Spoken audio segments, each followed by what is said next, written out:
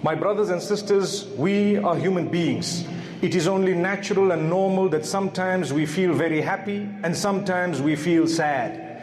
So when we are happy, we need to ask ourselves, what is it that has made us happy? If it is the relationship you have with Allah subhanahu wa ta'ala, that is something everlasting. If it is something material connected to this world, remember it is temporary, and a day will come when Allah will test you by reversing it. It has to be.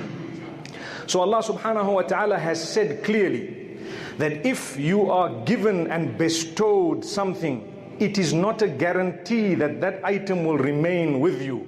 وَلَنَبْلُوَنَّكُمْ بِشَيْءٍ مِّنَ الْخَوْفِ وَالْجُوعِ.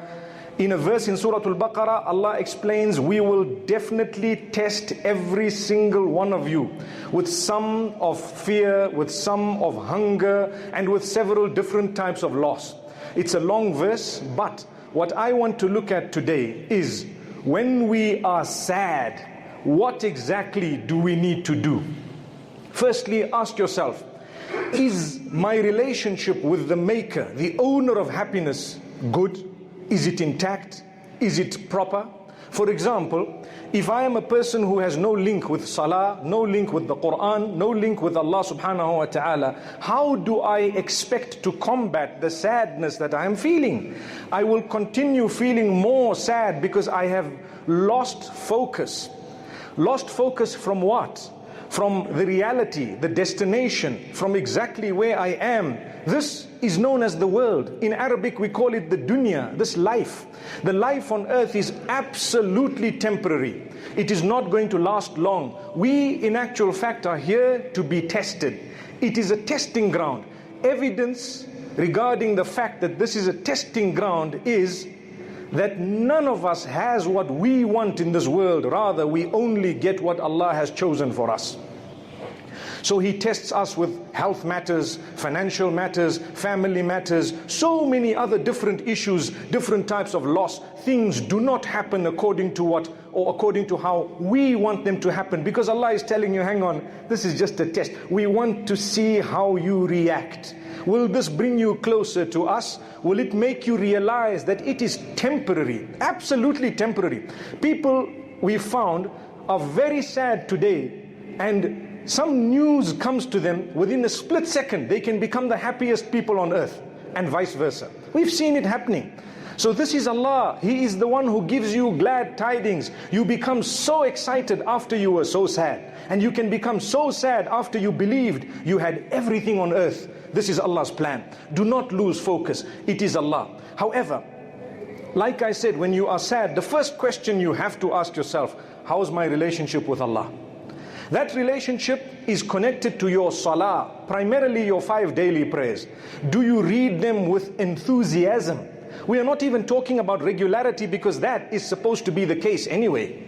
But we're talking about enthusiasm. Do you look forward to the prayer? Do you realize what you are doing when you are reading or fulfilling the 5 daily prayers? Sit for a moment and think. It will snatch your sadness. It will withdraw. It will combat the sadness you are feeling. Just by thinking for a moment, what am I doing? Who am I putting my head on the ground for here? Who is it? The one who made me, the one who owns my happiness, the one who's in control, and ultimately the one I'm going to go back to. When my eyes close, like everybody else's eyes have already closed and are closing and will close, I'm going to go back to the supreme deity whom I've just put my head on the ground for. Allahu Akbar. It is powerful. If you sit and ponder over it, that alone will help you to remove the sadness in your life. Because even if everything is going against your liking, you are assured that it is going according to the plan of Allah. Nothing goes according to someone else's plan. It is Allah's plan. So it makes you happy to say, oh Allah, if this is your plan for me, then Ya Allah, just make it easy for me to go through. I'm not going to compete with you. We can never compete with Allah. But we call out to Him. He gives us the energy. He gives us various means to try and help ourselves. And He expects us to use what He has given us to help ourselves.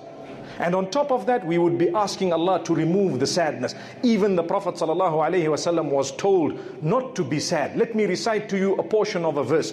Ya ayyuhar rasool la yahzunka alladhina yusari'una fil kufr. O messenger, do not let those who disbelieve sadden you. Allah is telling Rasulullah sallallahu alaihi wasallam, don't let their statements sadden you. People will say things against you. Do you really think in this world everybody is going to be in favor of you, uttering good words about you? If they could utter the worst words about the Prophet sallallahu alaihi wasallam, who are you and who is me? Who am I? Subhanallah. We are nobodies. They will probably utter even worse words about us. So Allah is saying, don't let it stress you, don't let it worry you. And you need to remember, get closer to Allah subhanahu wa ta'ala. Like Allah subhanahu wa ta'ala speaks about the sadness in the heart of Muhammad sallallahu alaihi wasallam regarding the disbelievers who not only did not accept Islam, but they had bad words. They spread rumor, they spread false statements regarding Islam. Allah says, قَدْ نَعْلَمُ إِنَّهُ لَيَحْزُنُكَ الَّذِي يَقُولُونَ فَإِنَّهُمْ لَا يُكَذِّبُونَكَ وَلَكِنَّ الظَّالِمِينَ بِآيَاتِ اللَّهِ يَجْحَدُونَ. We know that their statements have saddened you. Their statements are making you sad. We know that. But we want to give you comfort by telling you they do not belie you. They know you are truthful. They know you are the Prophet of Allah. They are just denying it out of arrogance. Don't let the arrogant make you sad. Don't. Don't let those who are transgressing against Allah, who love to spread rumor, who have bad habits, bad qualities, make you sad. No, don't. If your link with Allah is intact or is powerful, or you are developing it every day, nothing should make you sad. You should be saying Subhanallah, that is the praise of Allah. Alhamdulillah, all praise is due to Allah. Allahu Akbar, Allah is the greatest. Those statements should be removing the sadness from your heart, if only you uttered them correctly, because Allah says, الَّذِينَ آمَنُوا وَتَطْمَئِنُّ قُلُوبُهُمْ بِذِكْرِ اللَّهِ أَلَا بِذِكْرِ اللَّهِ تَطْمَئِنُّ الْقُلُوبُ. Various translations of that verse. One of them is when Allah says, indeed those who believe and they are granted comfort by the remembrance of Allah subhanahu wa ta'ala, for indeed the remembrance of Allah comforts the heart. You want comfort in your heart? You are sad? Remember Allah. How do you remember Allah? I'd like to go through this, spend a few moments, because it's important. Many of us, like I say, human beings, we feel sad, but a believer is given the remedy to that sadness. One of them is develop your salah, the quality of it. Take your time when you're making wudu. Take your time. Go to Allah subhanahu wa ta'ala by standing facing the Qibla. And when you say Allahu Akbar, you should know what you are saying. I'm saying Allah is the greatest. He is my Lord. And you are praising Him, declaring His praise. And you are concentrating in your prayer. You have taken your time. You feel rejuvenated. You feel complete. Secondly, take your time when it comes to the Quran. That is the word of Allah subhanahu wa ta'ala. يا أيها الناس قد جاءكم موعظة من ربكم وشفاء لما في الصدور. Allah addresses all mankind saying, O people, indeed a reminder or a warning has come to you from your Maker, and a cure for the diseases of the heart. One of them is sadness. It's a disease. It is what lies in the chest. Sadr actually means the chest. Some would refer to the heart because it is inside the chest. But anything in your chest, when sadness is felt, where is it felt? People put their hands on the chest, you know, I'm sad. It's not like it's in the chest, but it's the feeling, it's man, it's the nature of man. You say, I'm so sad. May Allah subhanahu wa ta'ala help us overcome sadness. So you want to overcome it, remember the Quran is the remedy. How many of us take our time? Listen carefully, wallahi this is a remedy. Take our time to happily, gladly open the Quran, that is the word of Allah, every morning before we leave the home, and read even 5 minutes of your time. So happily. And we read the Arabic, we try to perfect it, we try to improve as the days pass, we read melodiously. Did you know that there are two ways of reading the Quran. One is just to read it as though you're reading a book. And the other is to read it to try and put into it some melody for the sake of Allah. So try it. Don't be shy. When you say Alhamdulillahi Rabbil Alameen, Ar-Rahman Ar-Rahim. Yes, these are powerful words of Allah. But try saying Alhamdulillahi Rabbil Alameen, Ar-Rahman Ar-Rahim. See what it does to you. It's different. It's the word of Allah. Do it for the sake of Allah. Wallahi, this is a remedy for your sadness. When you give the Quran, the word of Allah, the importance it is supposed to be having, it combats your sadness without you realizing. You're a happy person. People look at you. You have bigger problems than all of them put together, but you are smiling. You still say Subhanallah, Alhamdulillah. People think you've got no issue. There is nobody on earth who has no issue. Remember that. It's just the way they are managing and coping is different. You think you have a problem, wallahi, there are people sitting right near you in the same masjid that perhaps have problems 100 times the size of yours, but you won't realize it. They have a link with Allah. They know this world is temporary. That brings me to another point. Once you've developed your link with the Quran and you try to read and you try to understand and you try to put things forth and you develop a link with Allah and your dhikr, remembrance of Allah is in order, your salah is in order, you need to be able to appreciate what Allah has given you that He has not given others. That is one way of combating your sadness. The hadith of the Prophet ﷺ, he says, "Unzuru ila man huwa dunakum." Look at those who have less than you, who are lower than you. In the Quran, Allah speaks about problems that almost break the backs of people. When the Prophet ﷺ had a problem, it was not connected to him or his dunya. It was connected to the deen, the religion.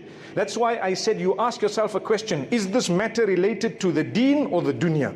The matter I am sad about, if it's connected to the deen, then yes, it is a matter I should be sad about. I combat it in a similar way. But if it is connected to the dunya or this life, then I need to know, number one, life is temporary. Days do not last. It will not be the same. After nightfall comes day, and after day comes night. Remember that. That's the plan of Allah. A lot of us are sad because of something temporary. You lost wealth. Everybody's lost wealth. Nobody seated here has not suffered a loss. Everybody has. They've dealt with it differently. They've suffered at different levels. Allah tests you according to your level. In one narration, the hadith says, Allah tests you according to how much He loves you. When He loves you more, He tests you more. That's a hadith. It's because when you have a problem and an issue, it is human nature that when you have a problem, you start looking for solutions. And a believer will look for solutions by getting close to Allah.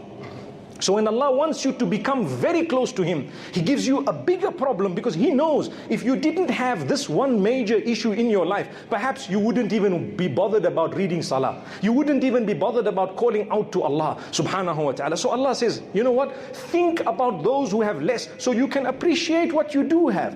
When you want to be sad, then you look for sadness even when there's happiness glaring you in your face. You need to know this. Why then do we say I'm sad? So the whole world will be sad. Who is going to thank Allah? You cannot say I am sad because Allah has taken away something material from me. You have to say Alhamdulillahi ala kulli hal. I praise Allah upon all conditions. Wa a'udhu billahi min hali ahli nar. I seek Allah's protection from one condition, and that is the condition of those who shall be cast into hellfire. Besides that, Alhamdulillah. Something happens, Alhamdulillah. All conditions. May Allah subhanahu wa ta'ala help us. Another very important way of combating sadness, my beloved brothers and sisters, is to look at the creatures of Allah. Look at the trees, look at the animals, look at the greenery, look at when you're breathing the air, consider what you are breathing. Take a look at the sunset, the sunrise. Allah says, Inna fi khalqis samawati wal ardi wa ikhtilafil layli wan nahari la ayatin li ulil albab. Indeed, in the creation of the heavens and the earth and in the rotation of the night and the day are signs for those with intellect. Remember this. There are signs. These signs, yes, they show you the oneness of Allah, the closeness that you have to Allah subhanahu wa ta'ala, the greatness of Allah, but they also alleviate your suffering. There are many signs. This is why when a person is stressed, sometimes those counselors will tell you, go and take a look at the greenery, sit and watch. You see the water, you see the horses, you see a beautiful scene. What does it do to you? It de-stresses you. For a disbeliever, it's just the scenery. It's a creation of Allah. For us, it is the greatness of Allah subhanahu wa ta'ala. Don't be sad. Really, these days are not permanent. They are temporary. The only time you should be sad is when you have drifted away from Allah subhanahu wa ta'ala. And that is something that saddens a lot of people. People become depressed. They become sad because your life is full of partying, full of gambling, full of adultery, full of drinking. How do you not expect sadness when you are far away from Allah? You want to combat the sadness. Come back to Allah. Come. Allah is waiting for you. Allah becomes so happy when you turn to Allah subhanahu wa ta'ala. And if Allah is happy, He will definitely make you happy. My brothers and sisters, remember, sadness is something that you can do much about. And the evidence of it, when Allah subhanahu wa ta'ala tells Muhammad sallallahu alaihi wasallam, do not be sad at this and do not be sad at that. You know, when Abu Bakr as-Siddiq radiallahu anhu was with Muhammad sallallahu alaihi wasallam in the cave. So he was with Muhammad sallallahu alaihi wasallam and he was saddened slightly. And Muhammad sallallahu alaihi wasallam read verses that were revealed to him. La tahzan inna Allah ma'ana. A portion of it, don't be sad. Allah is with us. Do you know what this means for me and you? How can you be sad when you know Allah is with you? How can you be sad when you know Allah is with you? No matter what they're going to try, it's only by the permission of Allah that they will be able to achieve if Allah wants them to.